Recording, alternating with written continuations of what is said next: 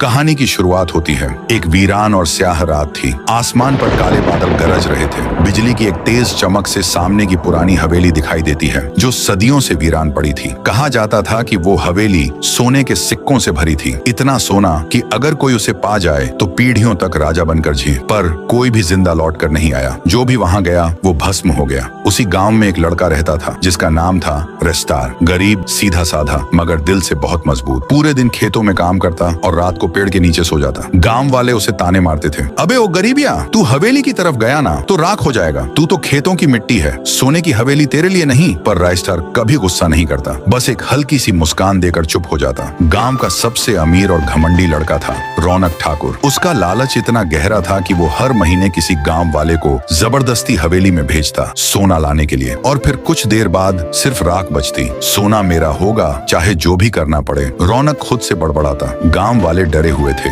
लेकिन कोई कुछ कह नहीं सकता था। एक रात रौनक एक रहस्यमयी बाबा के पास जाता है। वो हाथ जोड़कर कहता है, बाबा मुझे हवेली का सोना चाहिए, मेरी जान भी चली जाए तो चले। बाबा धीरे से आंखें खोलता है और कहता है, सोना चाहिए तो सुन, हवेली का खजाना सिर्फ उसका होता है जो उसका असली वारिस है। अगर तू उस वारिस के साथ जाएगा तो तू जिंदा रह सकता है। अगले दिन रेस्टर अपने टूटे जूते और फटी कमीज में खेत से लौट रहा था। हवेली के सामने से गुजरते वक्त उसकी आंखें रुक गईं। वो बुदबुदाया, अगर सब सच है तो आज किस्मत आजमा कर देखता हूँ। जान तो हर दिन जा रही है, कम से कम मरते वक्त कुछ समझ आ जाए। डरते डरते कांपते हुए वो हवेली के दरवाजे को पार करता है और कुछ नहीं होता। ना कोई आग, ना कोई राख, बस एक गूंजती हुई आवाज, वापस आ गया मेरा वारिस। रेस्टार हक्का बक्का रह गया, आंखें चौड़ी, दिल तेज धड़क रहा था। हवेली के अंदर का सोना चमकने लगा था। उसी वक्त रौनक ठाकुर दूर से देख रहा था। वो चौंक गया। वो मरा नहीं, इसका मतलब वो ही है हवेली का असली वारिस। अब रौनक की आंखों में हवेली का सोना नहीं,